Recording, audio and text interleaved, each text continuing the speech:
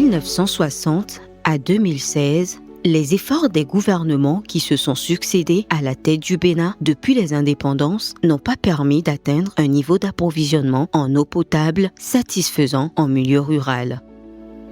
La vision était d'analyser les raisons pour lesquelles, tant d'années après les indépendances de 1960, en 2016, on soit à un taux de décès qui avoisine seulement les 40%.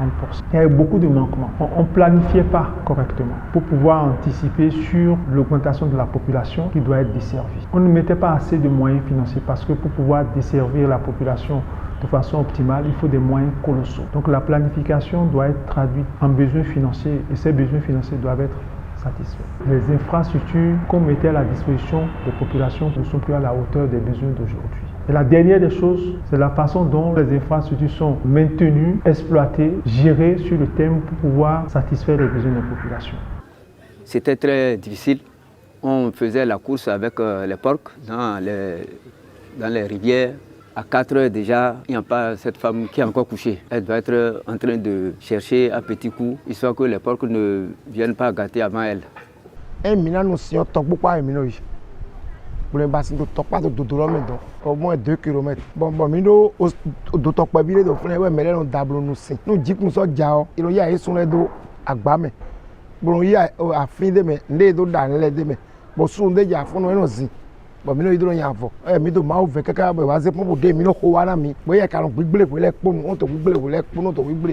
C'était difficilement que nous trouvons de l'eau. Nous prenons l'eau des rivières, l'eau des mares. La seule pompe que nous avons pour pouvoir trouver de l'eau, ça n'a pas été facile. Il faut allier, les bonnes dames vont d'abord s'aligner massivement et ça crée des problèmes. J'ai grandi ici, j'ai connu le village. Le village était entouré d'eau, donc on l'appelle Nassi. C'est des caïmans qui se tapaient de l'eau sale qu'on buvait. En plus, les puits sont arrivés et on a constaté que dans les puits, c'est des gris-gris qu'on jetait dedans. Celui qui veut la femme de l'autre amène le gris-gris dedans, on buvait de n'importe quoi.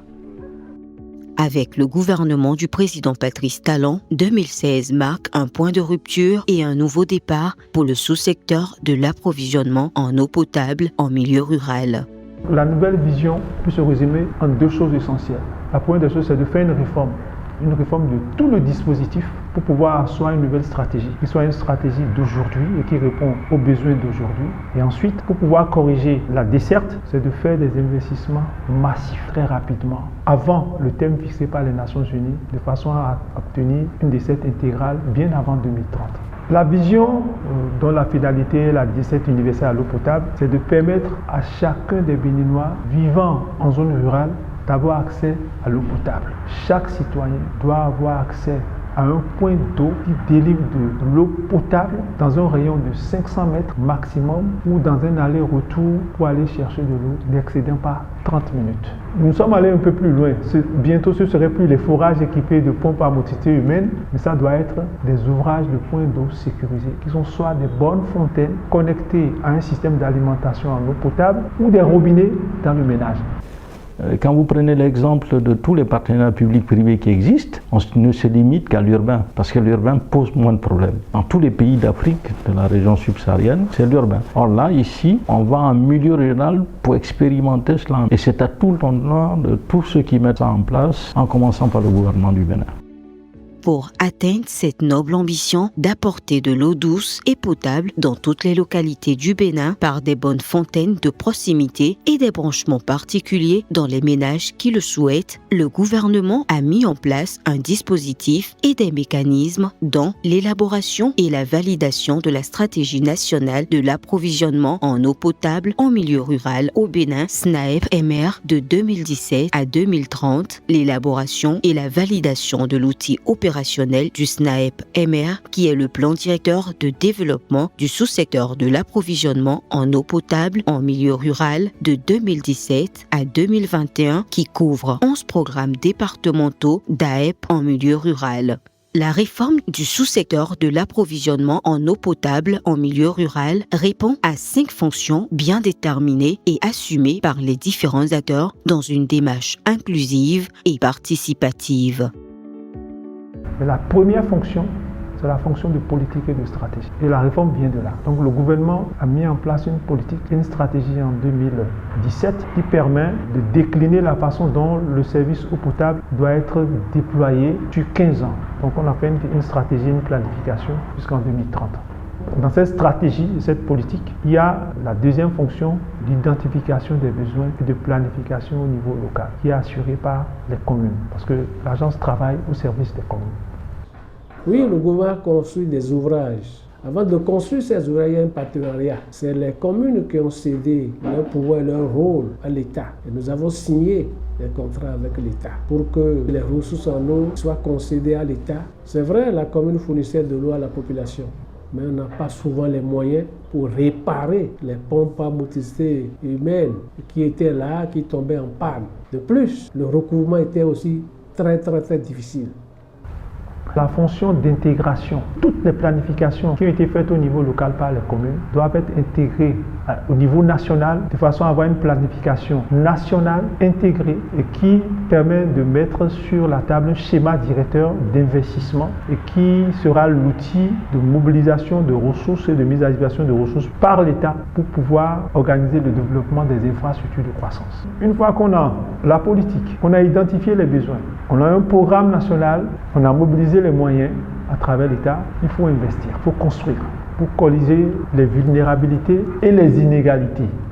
Mais le travail ne s'arrête pas à la construction des infrastructures. Il faut maintenir, exploiter, assurer la durabilité de l'investissement pour pouvoir fournir un service de qualité aux populations. Afin de coordonner le dispositif permettant de soutenir le développement durable du sous-secteur de l'hydraulique rurale, l'État béninois a mis en place par décret numéro 2017-039 du 25 janvier 2017 l'Agence nationale d'approvisionnement en eau potable en milieu rural, ANAEP-MR, un établissement public doté de la personnalité morale et de l'autonomie financière placé sous la tutelle de la présidence de la République. L'agence se positionne dans le dispositif à l'étape d'intégration de la planification, mais également à l'étape de la maîtrise d'ouvrage pour le compte de l'État et des communes.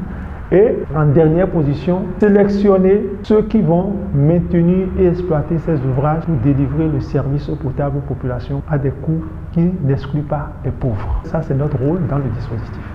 L'originalité, la qualité et la pertinence du dispositif d'approvisionnement en eau potable en milieu rural mis en place par le gouvernement du Bénin a séduit plusieurs partenaires dans la Banque mondiale. Malgré l'intérêt de nombreux partenaires qui ne veulent pas se faire compter cette expérience innovante et inspirante du Bénin, l'engagement du gouvernement reste total.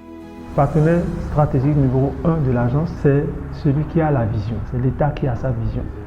La Banque mondiale va apporter un soutien technique, un soutien financier. Au Bénin, il y a d'abord une volonté politique, il y a une vision que je vous ai exposée qui est très claire, et ensuite, tous les partenaires sérieux viennent pour y contribuer. Je pense que c'est un programme tellement innovant, tellement structurant que tous les pays d'Afrique cherchent à le dupliquer. Bon, c'est un projet gigantesque. Tous les départements font l'objet de gestion de réseaux d'addiction en eau potable villageoise par des fermiers. Et c'est un projet vraiment d'exception, surtout en Afrique. Le premier projet de cette taille-là, d'après mes connaissances. La Banque mondiale s'est donc positionnée pour accompagner cette professionnalisation du sous-secteur de l'hydraulique rurale.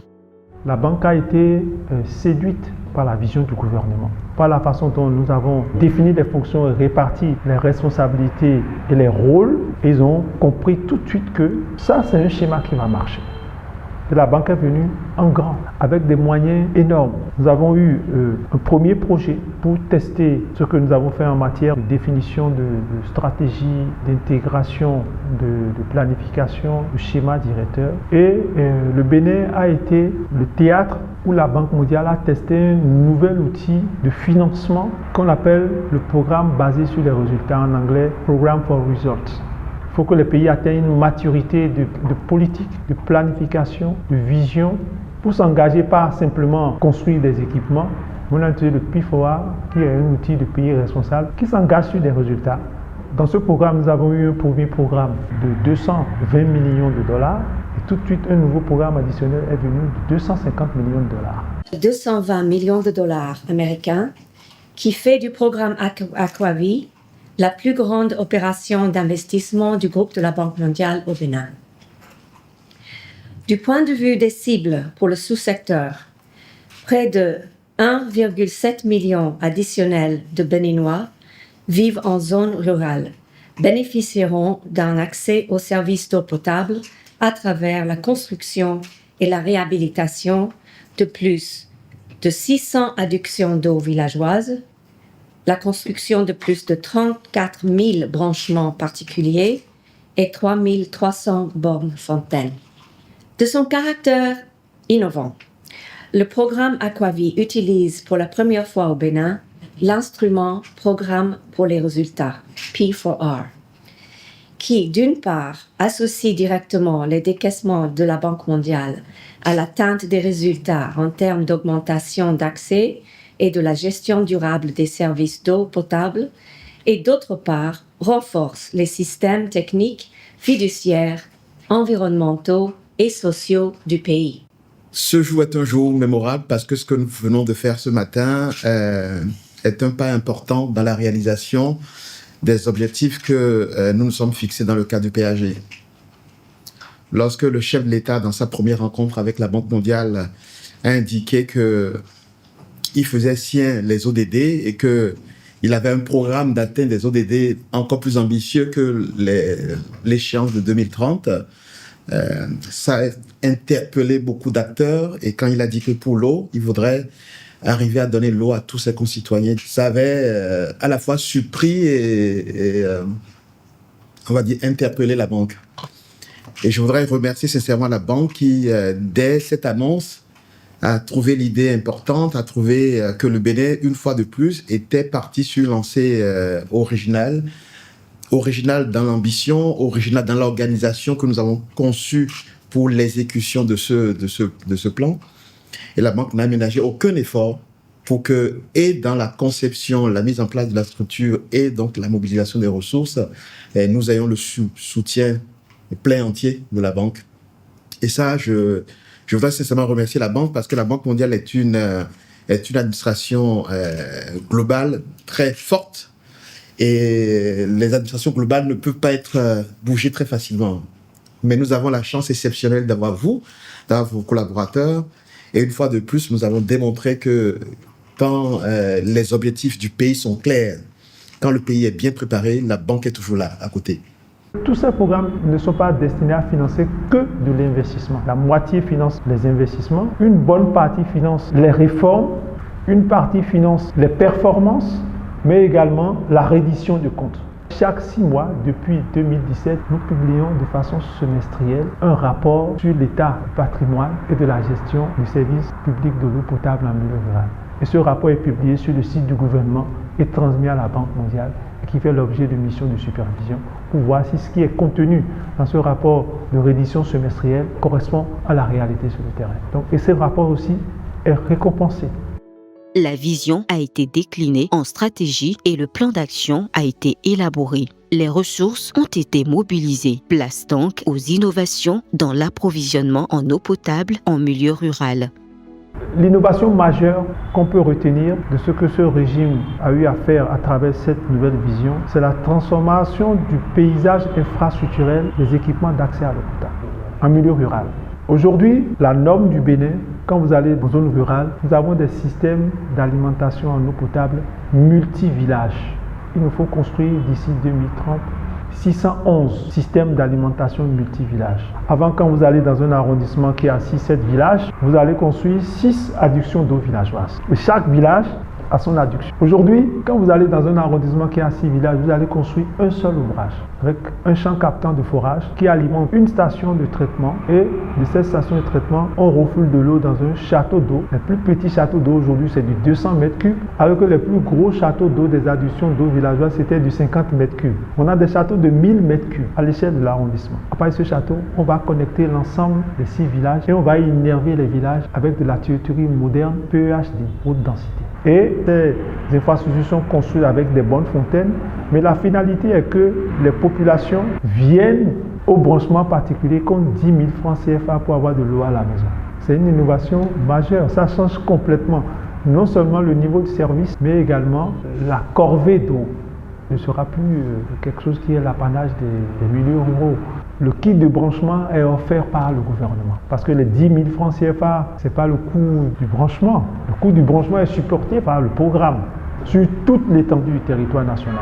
La deuxième innovation, c'est le prix de l'eau. Pour les gens qui n'ont pas encore de branchement particulier, ce n'est plus 50 francs. Bassine de 25 litres, 15 francs.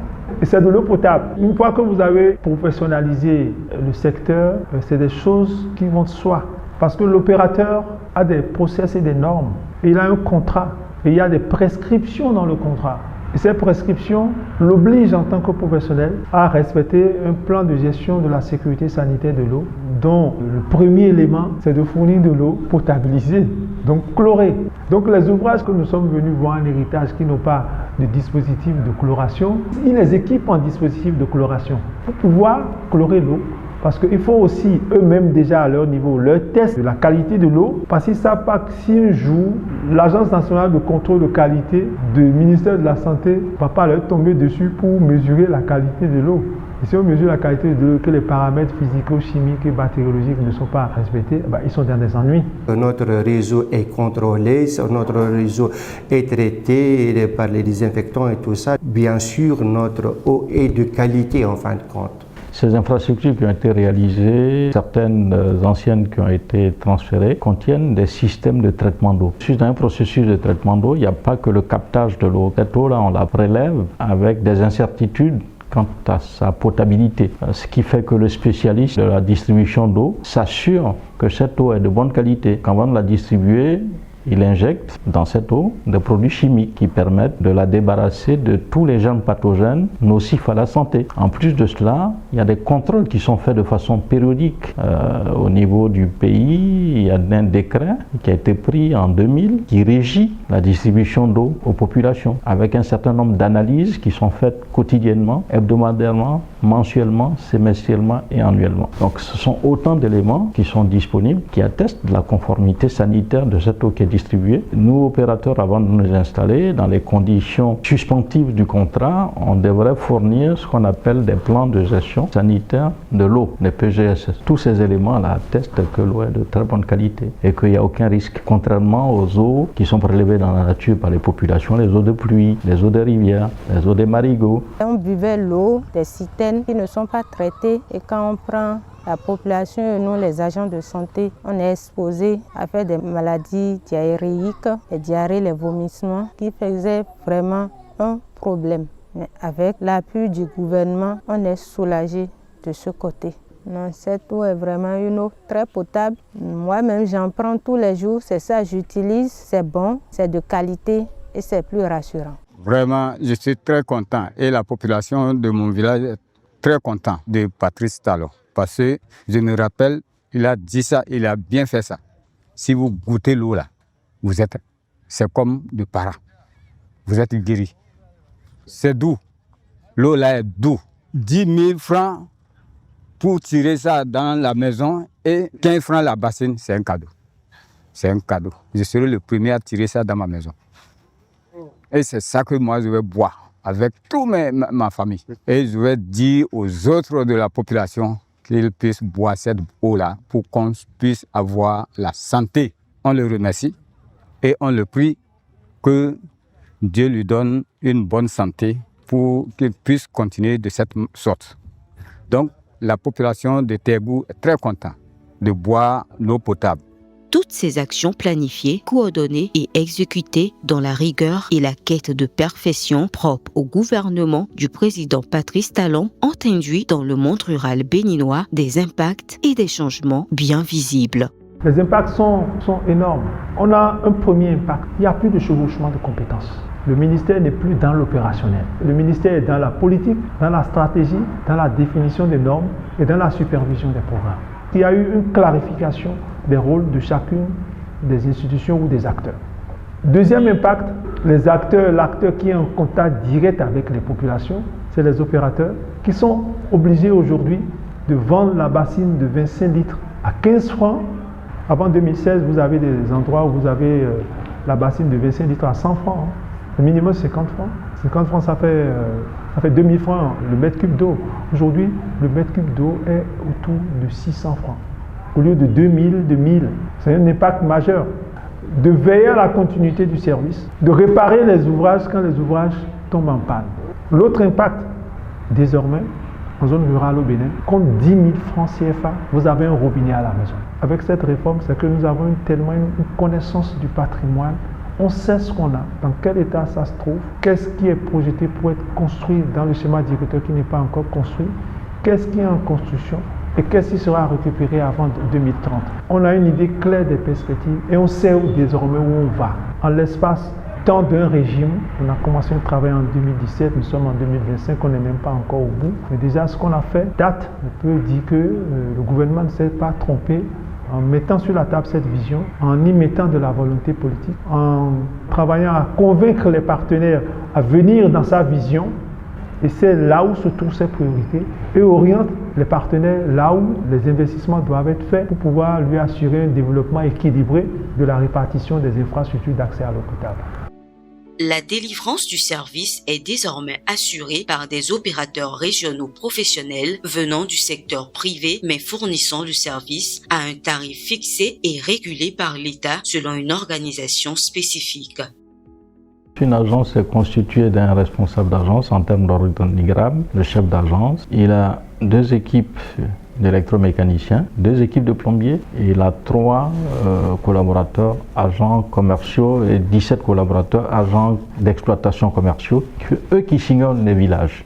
Ces 17 collaborateurs, tous les jours, un certain nombre de villages où ils passent. Je vous ai parlé tantôt de collaborateurs indépendants. Donc parmi eux, il y a ceux qu'on appelle les surveillants indépendants, qui sont commis à la surveillance de nos installations. Voilà déjà les canaux de captage des plaintes des dysfonctionnements. À côté de cela, les équipes de maintenance électromécanique et de plombiers qui vont faire la maintenance également peuvent découvrir des dysfonctionnements. Et enfin, nous avons le dernier élément qui est le captage qui vient du client. Et quand toutes ces informations arrivent, le chef d'agence affecte à chacune des équipes en fonction de leurs compétences et en fonction de la criticité de la panne, il affecte la tâche à l'équipe la plus proche du site. Et il a également un minimum de matériel en stock qui lui permet d'être autonome en agence. Étant entendu qu'au niveau du siège, nous avons un magasin central où nous stockons, nous importons du matériel qui est stocké soit pour l'entretien, soit pour les travaux neufs. Et notre objectif, c'est d'intervenir à temps et d'intervenir en urgence. Nous avons des représentants en continu 24/24 dans les AOV. Donc ce sont des citoyens de ces AOV-là. Nous avons les exploitants, les chefs d'agence normalement, connaissent tous les mairies. Et la Provonnais, dernièrement, on est en cours de signer l'IPV pour le paiement des services publics et tout ça. Donc il y a cette relation et droite, normalement il n'y a pas de problème de communication avec la SBA. L'ensemble des réformes et leur suivi opérationnel rigoureux sur le terrain concourent désormais au bonheur des populations, raison d'être et motivation essentielle du gouvernement du président Patrice Talon. Ce que nous entendons des années, depuis des années qu'on n'a pas eu, et on a eu ça banalement, c'est un travail à saluer. Nous apprécions ce travail-là. L'eau, vous savez que l'eau, c'est la vie. C'est la première des choses. Et heureusement que nous avons bénéficié au nom de notre président. Nous sommes très contents, trop satisfaits. Eh, mais je suis au milieu de Zandier. Là, il y a des gens qui ont amont, nous t'aimons, que des bonnes lettres, mais sont monnaie déjà. Et les because ils disent, mais les gens sont coupés de somme, et les bisous. On, si, ou t'as dit, nous bois d'ailleurs. Moi, je vais aller dormir. On nous peut dormir. Au d'ailleurs, il y a un bon si tu as été remis d'accord, mais d'accord, fit des cas dormir. Et ils font donc, à dire que je suis là dans car côté au comptoir. Nous tout mes comptoirs dans tout les filles. So, au milieu de la fille, puis bien, de petit. Dossier va me dire mais moi. Bon, il y a un vodo, quelqu'un donne tout vite, mais quand t'as un coup, il y a les billes, il m'a dans les pas. Bon, mon fils, non, mais on va pas mon doigt, dit mes filles tête. Et bien, il m'a dans les pas. Depuis des années, cette école souffrait de l'eau. C'est une joie pour nous tous d'avoir de l'eau dans notre école. Nous avons des jardins, il faut arroser les jardins, il faut que les enfants aussi boivent après avoir mangé. Et la consommation dans l'école est gratuite, c'est la mairie qui prend en charge les frais de facture. Sincèrement, le fait d'alimenter toutes les écoles en eau potable est une bonne chose. Et c'est un grand effort. Et ça va permettre aux enfants aussi d'être en bonne santé. En dehors de l'école, la population apprécie l'eau potable. C'est une zone un peu reculée. Ils ont des difficultés à avoir de l'eau potable. Certains utilisent des forages, mais l'arrivée de l'eau au Milaïla a permis aux populations d'avoir accès à cette eau potable. Cet effort d'amoindrir le coût de branchement, sincèrement, c'est une bonne chose que le gouvernement a fait pour permettre à toute la population d'avoir accès à l'eau potable. C'est vraiment un acte louable. Tout gouvernement avait tenté de donner de l'eau, mais n'avait pas l'idée de le faire. S'ils avaient des moyens, ils allaient faire. Mais avec Talon, ça a été un courage de titan. Si vous allez au Togo, vous voulez le problème de l'eau. Si vous allez au Nigeria, le problème de l'eau. Mais il faut le courage. Parce que même eux, ils ont peur aussi. Mais il est tenace. Talon est tenace. Et l'eau a persisté. Ça nous a atteint dans les villages, sauf ceux qui ne veulent pas. Ici, maintenant, c'est la volonté de il faut vouloir l'aider pour l'eau là. Particulièrement l'eau, ça va. Donc vraiment, nous sommes satisfaits.